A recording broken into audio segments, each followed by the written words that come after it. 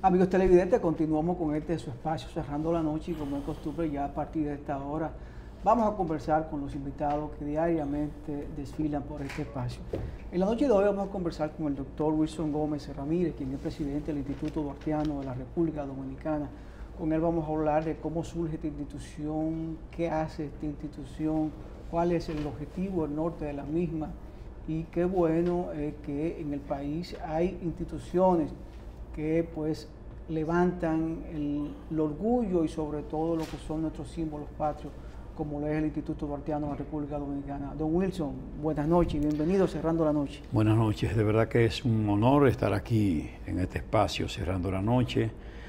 Agradecer en nombre de nuestra Junta Directiva Nacional la oportunidad que nos brindan de poder contactar con el gran público. Qué bueno, qué bueno. Don Wilson, hablar un poquito del Instituto Duartiano, qué consiste, cómo nace esta institución, para refrescar la memoria a los amigos televidentes. Algunos conocen la institución, saben la trayectoria, pero no está de más que se lo recordemos. Correcto. Bueno, ustedes saben que el instituto surge en 1964 como una necesidad planteada por intelectuales que en la época entendieron necesario hacer una difusión de la vida del patricio Juan Pablo Duarte y Díez. Y efectivamente surgió entonces como una entidad de carácter privado, se incorporó conforme a la Ley General de Incorporación, que era la vieja ley o decreto de ley 520 del año 1920 precisamente. Y entonces fue tomando cuerpo en el tiempo hasta que 3 años después, en 1967, el presidente de la República de entonces emitió un decreto, en cierto modo reconociéndole cierta oficialidad. La institución continuó su desarrollo hasta que en el año 2001 sobrevino la ley 12701 como una disposición especial que ya lo convirtió en una corporación de derecho público interno, como un organismo autónomo, independiente, aunque de carácter oficial.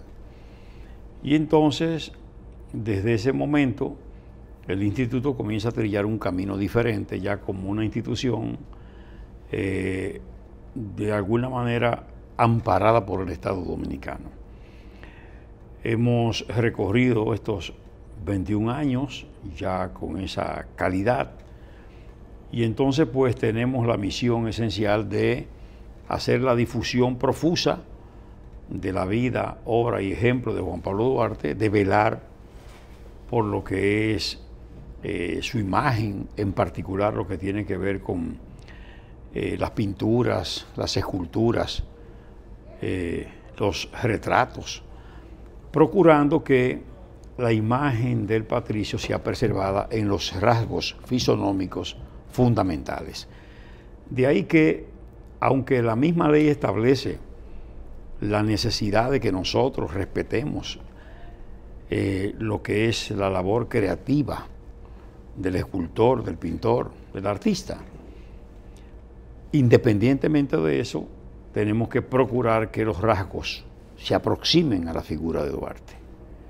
Y precisamente en eso trabajamos constantemente. Por ejemplo, nosotros tenemos serias objeciones a algunas imágenes de Duarte que están en la frontera. Son unos bustos que destacó el ejército de la República Dominicana, tanto en Pedernales como en Jimaní, como en Elías Piña, como en Dajabón, y realmente distan mucho de la figura de Duarte, como también el que está en la rotonda de la 27 de febrero. Discúlpeme, ese mismo le iba a recordar ese busto porque recuerdo que tuvo objeción y crítica por parte de ciertos sectores de la población dominicana, incluso los mismos jóvenes que iban a la plaza a protestar, pues se quejaban de que no había una similitud con la imagen del prócer, del padre de la patria, Juan Pablo Duarte Díez.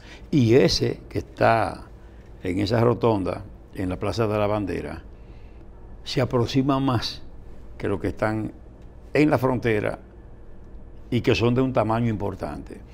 Nosotros le hemos participado eso al ministro de Defensa a los fines de que se hagan las correcciones del lugar, se reemplacen si fuera necesario. Doctor, pero hay una imagen que podamos decir fidedigna, oficial, que es la que debe usarse.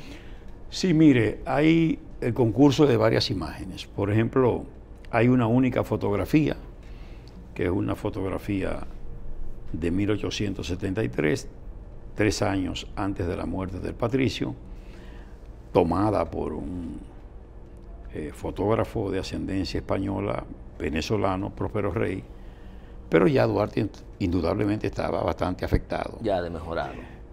Cuando esa fotografía llegó aquí al país, no gustó mucho a la gente que conocía a Duarte.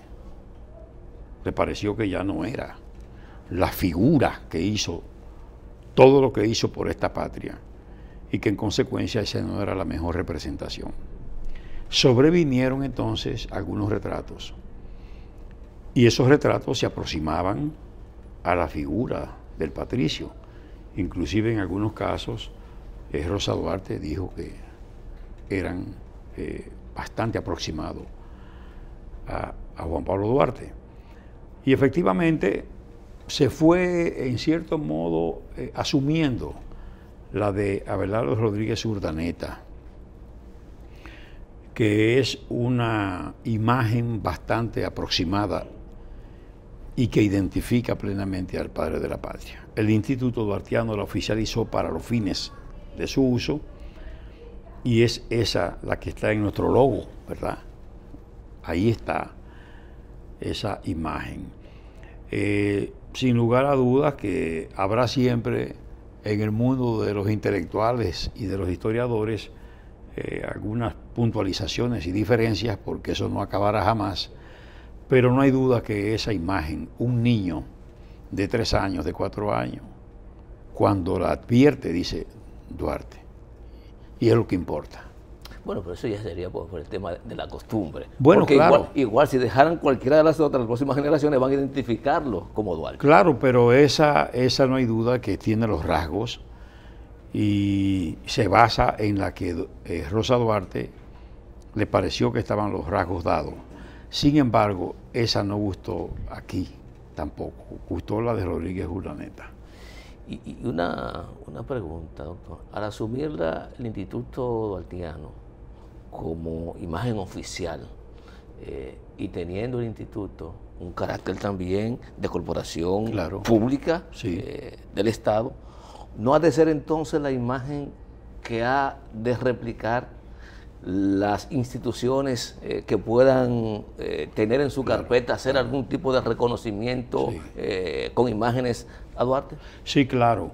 Fíjese que nosotros tenemos la responsabilidad de aprobar lo que son las imágenes que figuran en billetes de bancos o las representaciones gráficas que figuran en los parques o plazas públicas, o que están en retratos que están destacados en espacios así mismo públicos.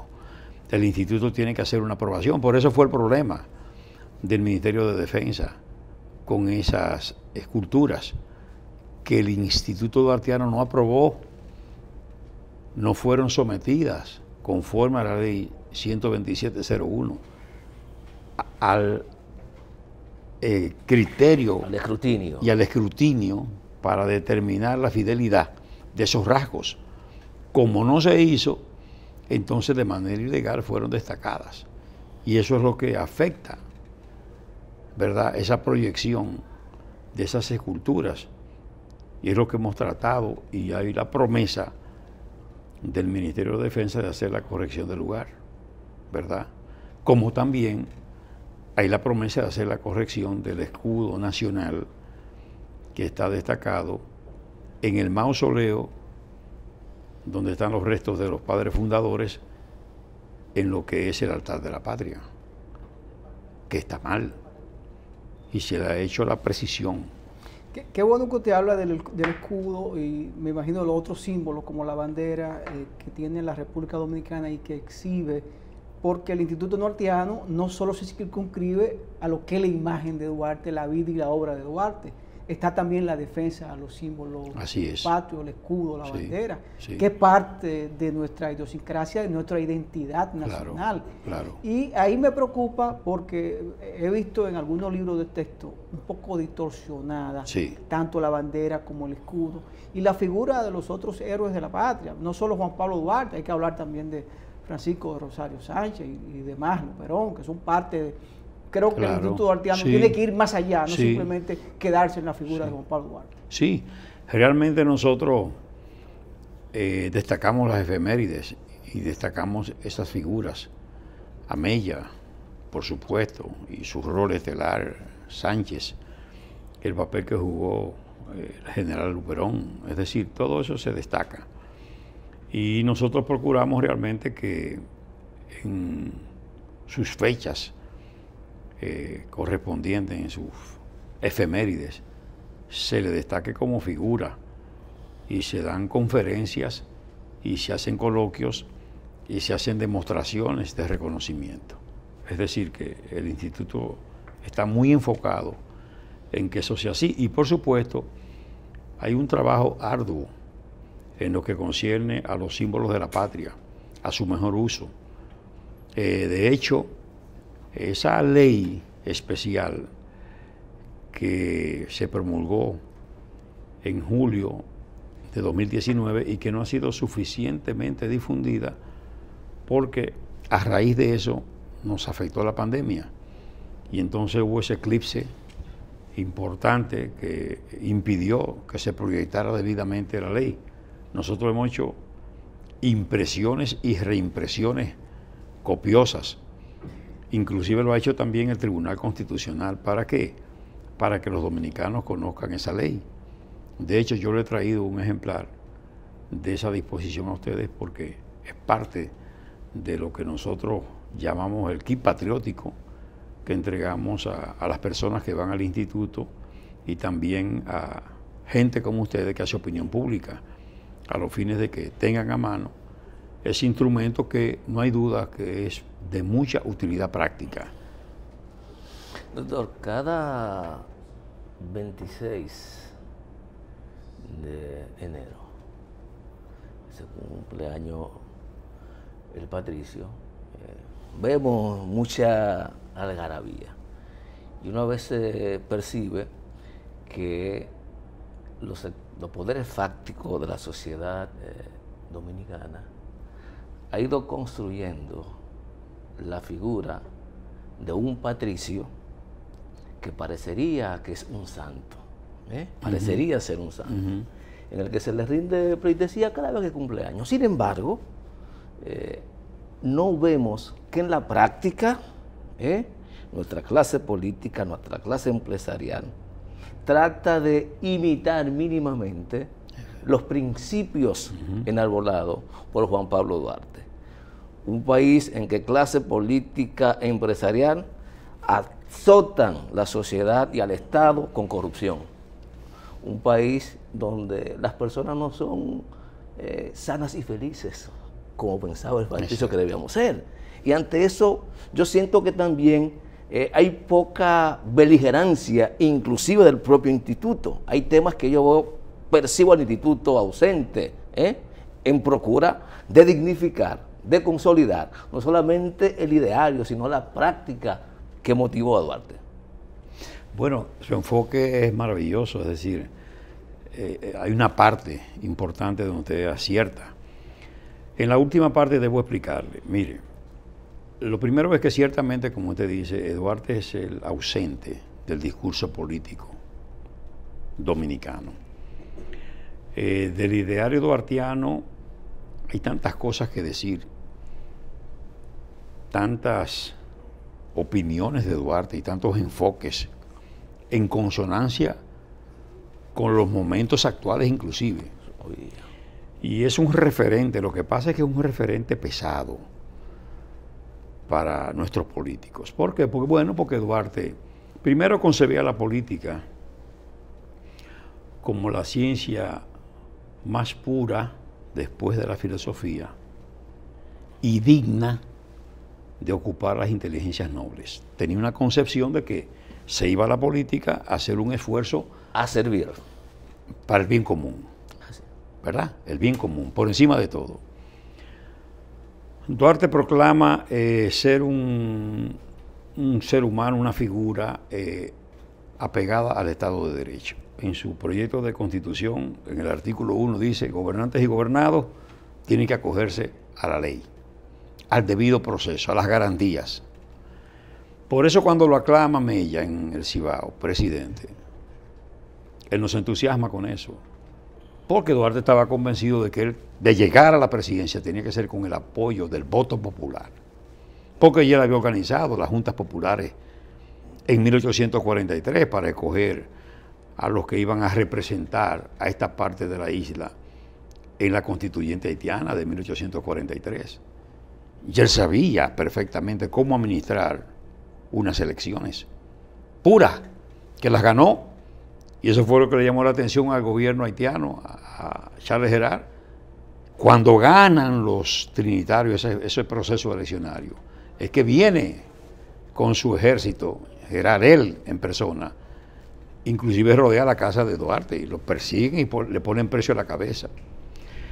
Es decir, que Duarte era un hombre de convicción, desafortunadamente no correspondido, como usted ha dicho, y ciertamente yo creo que en buena medida él logró su propósito, como yo sé que usted también lo cree. Nos hizo, ¿verdad?, crear conciencia patriótica, valores como soberanía, democracia, libertad, independencia. Eso lo conseguimos. En el tiempo, en todo momento que se ha conculcado la libertad dominicana, ha habido una reacción popular alrededor del pensamiento duartiano. Ahora, lo que usted dice, no es una patria feliz como él soñó. Y la patria feliz se consigue, como usted dijo, cuando los servidores de la administración pública y privada asuman el ejemplo de Duarte en la pulcritud, en el desprendimiento, en la rendición de cuentas. No es que uno quiere hacer del Duarte un Cristo como el doctor Balaguer, Cristo de la libertad. No, no, no. Nosotros en el instituto somos partidarios de proyectar el Duarte de carne y hueso. Y por eso la verdadera historia la difundimos copiosamente, en un folletico con pocas líneas, pero se dice lo que es la vida y la entrega de Duarte. Nosotros vemos al Duarte joven que estaba en lo que es hoy la zona colonial, la vieja ciudad, con sus compañeros tocando guitarra, flauta, yendo ahí a Guibia a tirarse a la playa, compartiendo con sus amigos y amigas, haciendo la poesía. El Duarte ser humano. El Duarte ser humano, que precisamente, que integra su proyecto, la dramática, la filantrópica, para hacer las noches, ¿verdad?, llevaderas. De ahí la importancia de ese movimiento que surge, que se apoya en las artes para comunicar la independencia y la soberanía en ese momento que estaba en juego. Efectivamente, pero ciertamente, cuando uno dice, bueno, Duarte nos desvinculó de Haití y de toda dominación extranjera. Cuando uno advierte lo que está viviendo Haití y uno dice, oye, pero fue visionario, porque plantearse una república de una realidad como la que se vivía entonces, que la ciudad más importante era Santo Domingo y estaba limitada por un lado por lo que es la Palo Hincado, por otro lado lo que es la avenida del Puerto Camaño de Ño, la avenida Mella y Las Damas. Y tú pensar con ese radio de acción urbano en una república, tenía que ser una gente con una fuerza como para lograr un propósito de esa naturaleza. Ese Duarte, que ha debido ser siempre referente para todo, porque nosotros hemos podido ser una potencia en el Caribe, en términos de moral, de conducta, de desarrollo, si nos llevamos, de equidad social. Sí, si nos llevamos del ejemplo de Duarte. Pero mira qué distante estamos pensamiento de Duarte. Usted va a encontrar frente al Palacio Nacional, que usted sabe que es el símbolo emblemático de poder por excelencia de nuestro país, Palacio Nacional. Usted encuentra una figura admirable, respetable, proyectada, pero no es dominicano, con el dedo apuntando hacia el palacio, diciendo el respeto al derecho ajeno al paz. Benito Juárez. ¿En qué país del mundo usted va a encontrar un extranjero señalando el emblema de poder mayor del Estado y acogiéndose a una frase de ese extranjero que no sea aquí? Ahí debió estar Duarte diciendo: el gobierno debe mostrarse justo y enérgico. De lo contrario, no tendremos patria, ni libertad, ni independencia nacional. No es mejor. Es mejor. Pero usted va a conseguir las grandes avenidas de aquí: George Washington, Churchill, Kennedy, Sarasota, Abraham Lincoln, Charles de Gaulle. ¿Es posible eso? Tenemos que revisarnos. Obando. Sí, tenemos que revisarnos. Tenemos que revisarnos. Eso es un asunto que tiene que llevarnos a la reflexión en si buen cacay. Y es verdad que puede predominar ese complejo de Guacanagariz por tanto tiempo. Al día de hoy, con tantos héroes y heroínas de gloria que ha deparado este país, que han preservado su independencia, su soberanía, su libertad, y que todos los días construyen con las distintas actividades del quehacer humano una gran patria. Nosotros tenemos que sentir sano orgullo de nuestro país pequeño, pero que te impone dos ricos en el mundo, así de buenas a primeras, y te escribe hazañas deportivas que tú dices: oye, pero es increíble que eso ocurra. Bueno, pero ocurre por la visión del dominicano, sobre todo el dominicano del pueblo, ¿no? La gente del pueblo. Hay alguien que dice que hay cosas que ocurren a pesar de los gobiernos. Exactamente. A veces usted nota que los que dirigen le caen atrás al pueblo que hace las cosas. Al pueblo que hace las cosas. Don Wilson, con su permiso, vamos a ir a una pausa para seguir con esta interesante conversación. Perfecto. Señores, conversamos con el doctor Wilson Gómez Ramírez, presidente del Instituto Duartiano, la República Dominicana. Ya ustedes han escuchado el Duarte, la función del instituto, cómo nace, cómo se ha proyectado a través de estos años. Pero después de la pausa vamos a hablar de temas actuales, la realidad que vive el país, la situación de la frontera, los extranjeros que viven en nuestro país, y de esos temas vamos a seguir conversando con el doctor Wilson Ramírez. Vamos a la pausa.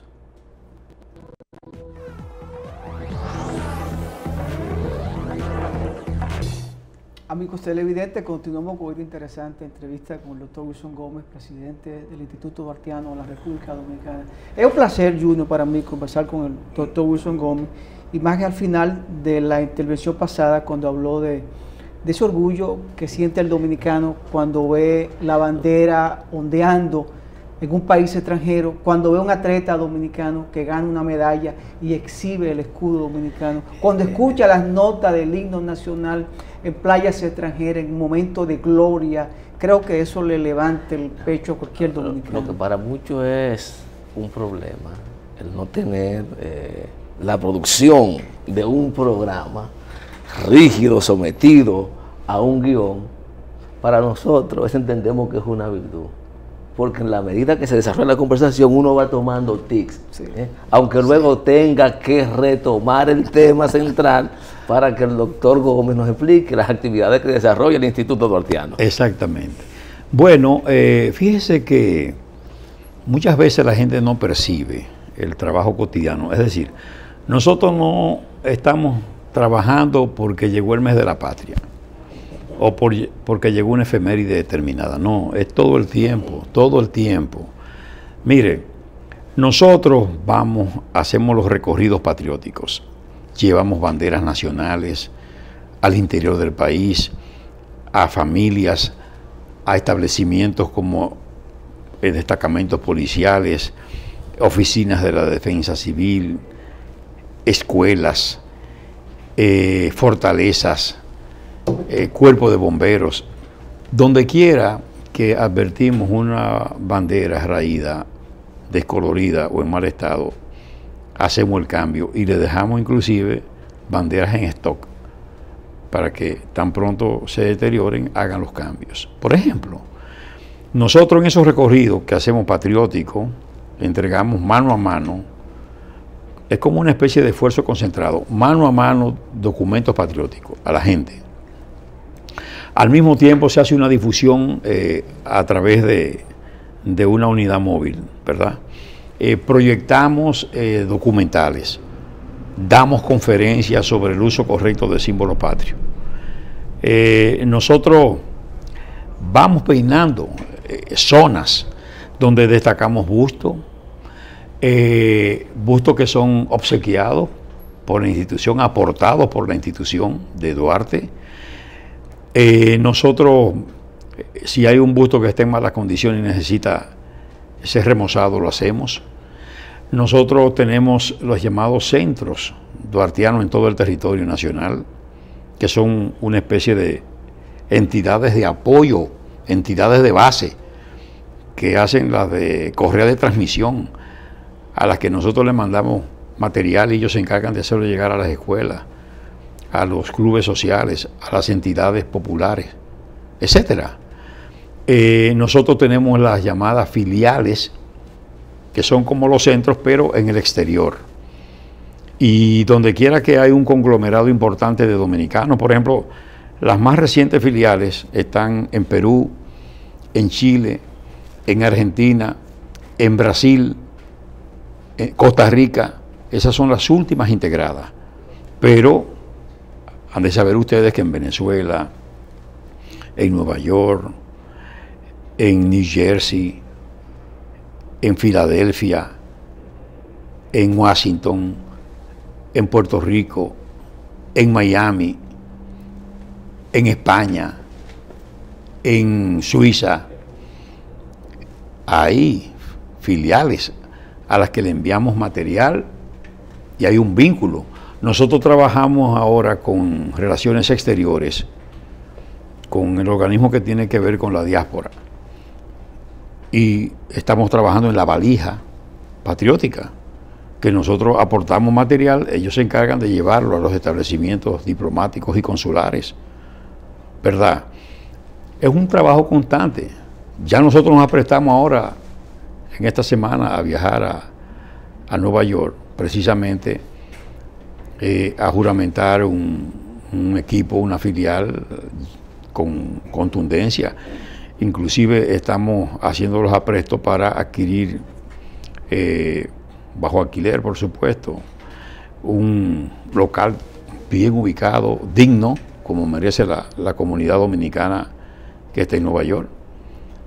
Esos son pasos importantes y esa gente que está allí siente el palpitar de la patria con una fuerza que ustedes no imaginan.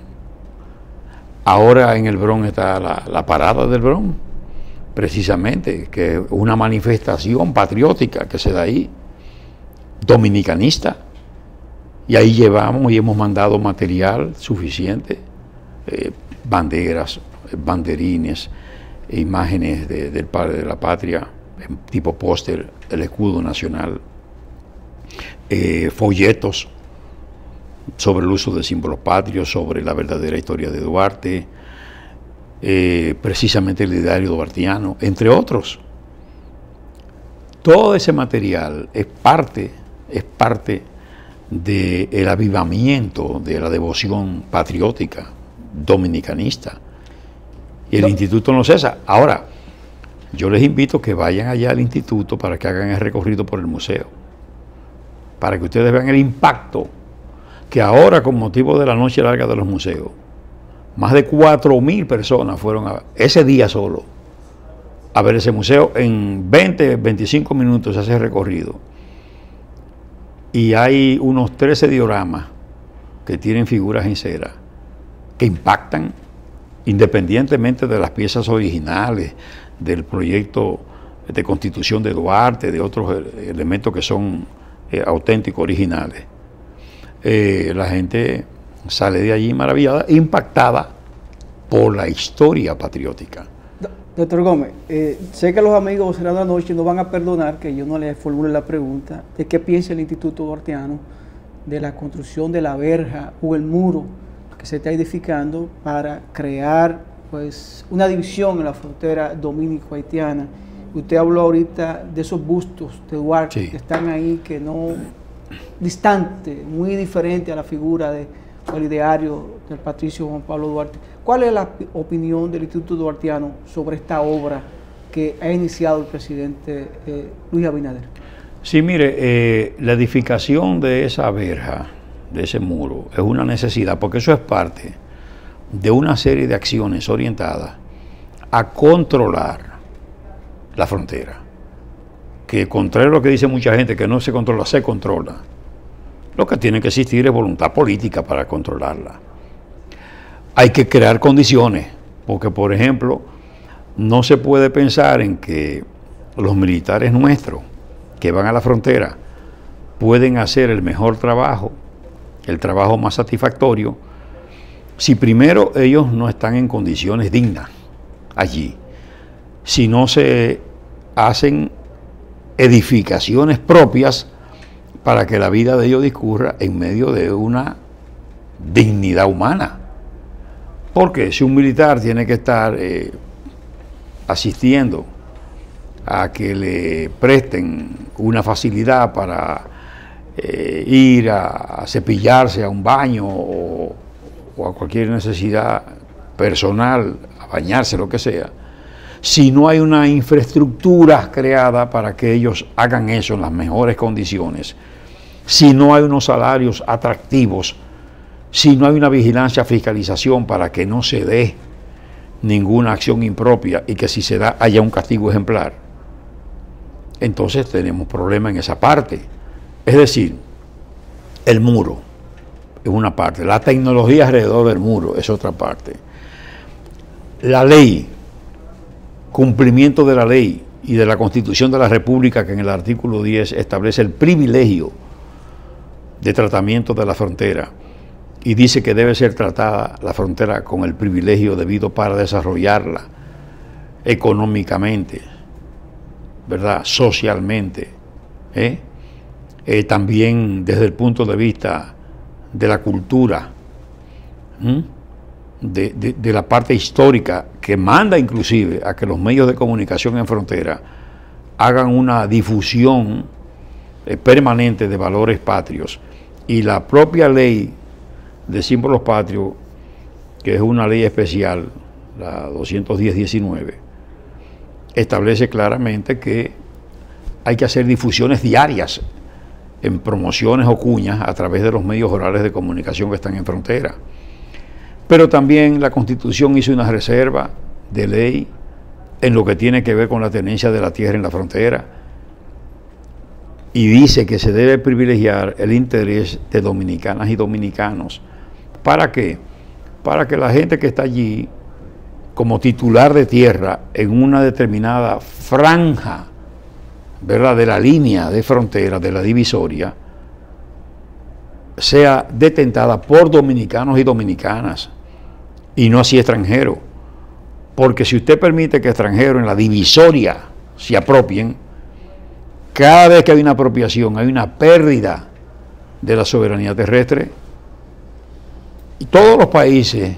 Y geopolíticamente, estratégicamente, de forma militar, claro, no es aceptable. Claro. Militarmente hablando, no es aceptable. Claro. Entonces, ¿cuál es la realidad que usted consigue en la frontera? Que hemos estado, porque nosotros hemos ido. Hemos ido a comprobar que efectivamente las emisoras de radio haitiano, ¿verdad?, esas emisoras que pertenecen a Haití, esas difusiones se hacen exitosamente y son captadas y hasta interfieren con las frecuencias nacionales. Porque aquí se ha perdido todo lo que es la parte estratégica.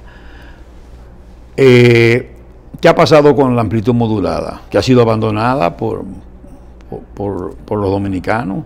Y entonces mucha gente tiene por ahí asignada frecuencia que no utiliza y no están en el aire. Y entonces ese espectro está limpio. ¿Qué va a entrar? Las emisoras haitianas, por supuesto, y de otros países.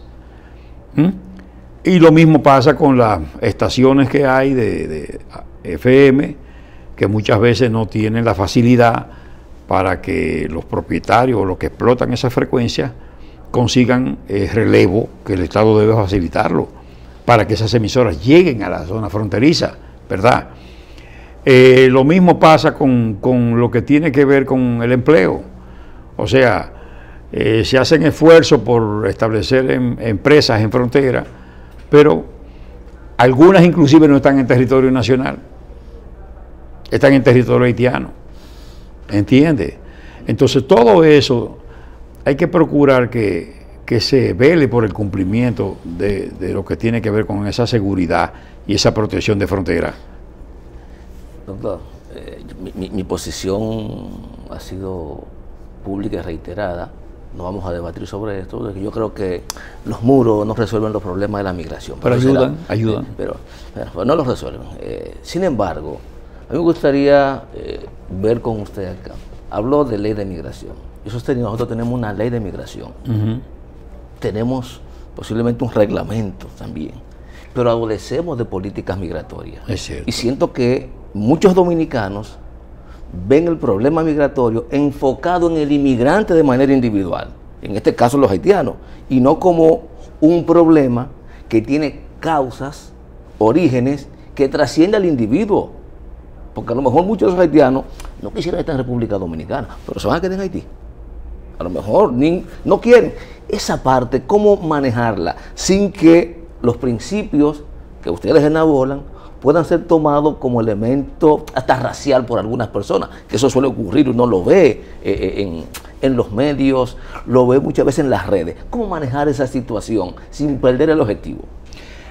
Mire, yo de verdad que yo no advierto esa actitud de racismo en la República Dominicana. Yo sinceramente se lo digo porque los héroes nuestros son todos gente que no son blancos, ¿verdad?